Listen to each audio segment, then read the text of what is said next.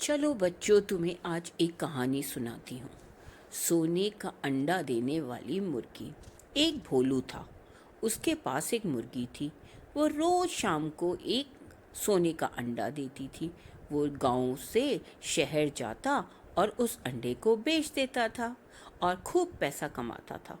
इस तरह धीरे धीरे उसने घर अपना ले लिया, बहुत सारे जानवर ले लिए। एक दिन वो बैठा बैठा सोच रहा था कि अगर मैं इस मुर्गी को मार दूं तो एक ही साथ अमीर हो जाऊंगा, बहुत सारे अंडे मुझे एक साथ ही मिल जाएंगे।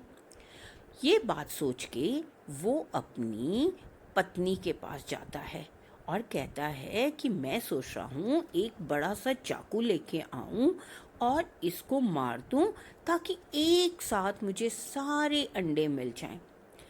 और उसने क्या किया, तेज चाकू से उसको काट दिया और मुर्गी मर गई।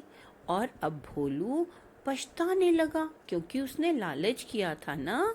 तो इससे हमें क्या शिक्षा मिलती है कि लालच बुरी बला है। Thank you.